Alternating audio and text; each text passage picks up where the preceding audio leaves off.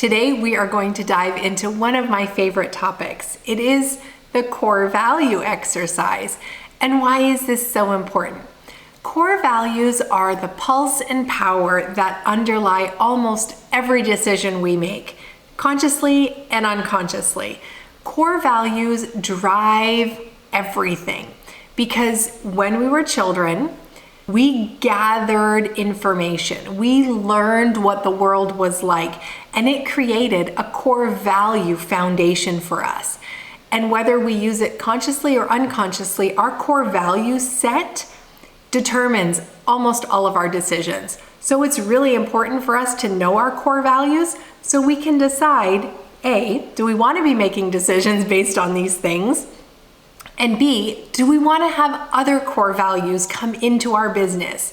Do we want to have others come into our life? So let me read you a couple of sentences and tell me how you feel. The reason most businesses fail in the first 5 years is because the owners give up. The road to success means you need to step on other people sometimes. The purpose of owning your own business is to make tons of money. Now, whether you agree with those statements or you disagree with those statements is a direct reflection of your core values.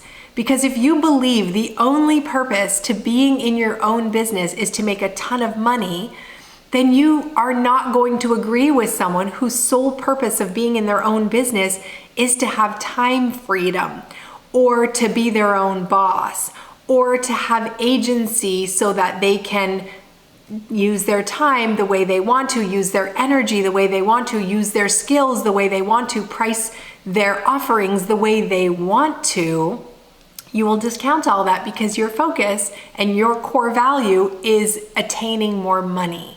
So once we understand our core values, it really does impact how we not only see ourselves, but how we judge other people. And we can say all day long, oh, I don't judge other people. People judge people, right? We do it all the time, either consciously and we actually say things about other people, or we unconsciously or subconsciously judge them and decide about their actions, about their behaviors, about their successes based on our core values.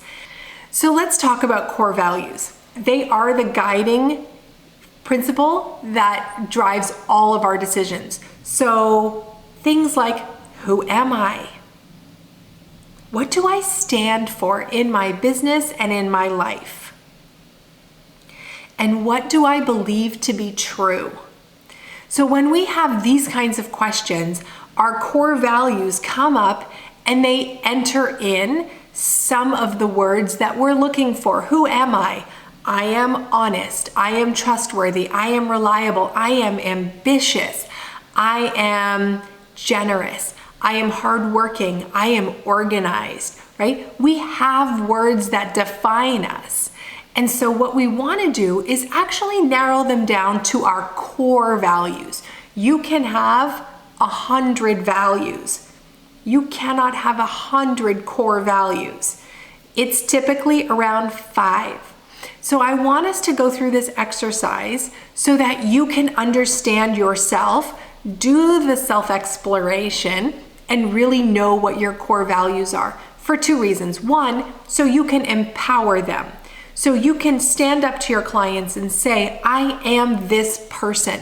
This is who I am. This is what I bring. On top of my expertise, on top of my amazing abilities, I bring this, right? So if you are a therapist, a mental health therapist, people expect certain things from you. They expect confidentiality. They expect, privacy. They expect these things. But if you say, I am this kind of therapist, I will challenge you, I will push you, I will, bring you to new levels, then your core values in your business will look a little bit different than someone who just really is there to listen to their client talk, right? If you are an active participant, if you are, very engaged in unpacking past experiences, and you are a partner in their mental health journey, that's a very different core value offering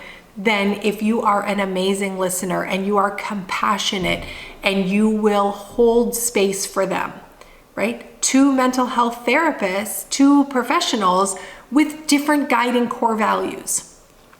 So I want us to look at this screen, and I know it's a little overwhelming. It might be over 120 words. What words jump out at you? What words speak to you loud and clear? Like, I absolutely value adventure. So if you are a travel agent and you value adventure in your core values, then you will probably be an expert at having people sign up to go heli-skiing in Alaska or whitewater rafting in Costa Rica, or any of these amazing adventure tours around the world. You will be an expert on that because your core value is adventure, right? So you may not know the 500 best libraries in the world. You might, but if your core value is adventure, then your business can shine even brighter by you operating in your business brilliance, which is tapping into that adventure piece and really being excited, because you will be excited, your clients will be excited, they will tell other people because those other people want to be excited, and that is your business growing because you are in your core value. You are living your core value. So take a look at this list, and on the next slide, it really just is a way for you to start identifying words that speak to you and whittling that list down. Now, a couple of notes I want to say here.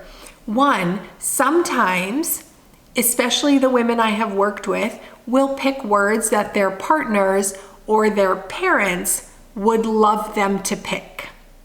And it's not that the partner or the parent is standing over the person, but it's in their mind. They have heard it their whole life, right? So just really be honest with yourself if that's your core value or a core value that you have taken on as your responsibility to be in relationship with other people.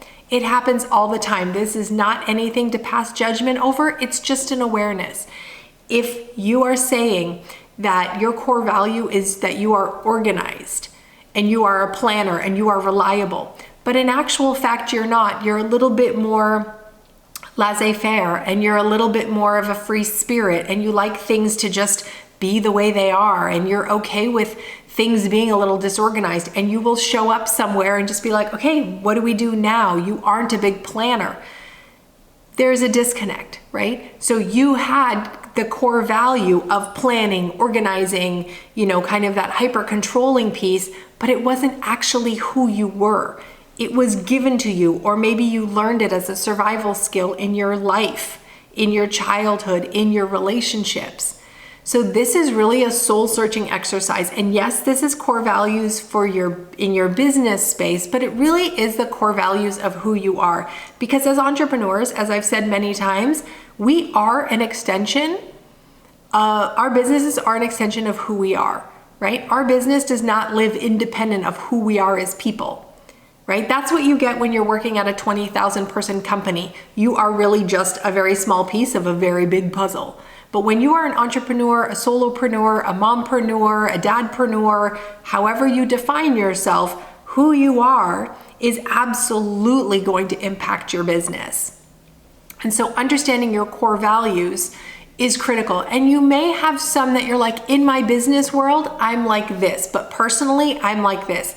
And that's totally fine. We have another video in which we talk about company values and corporate values. This is really your personal value space that defines who it is. So if you brought your list of 5 to somebody in your family or somebody who was close to you and you said, does this define who I am? Do you see me in this list?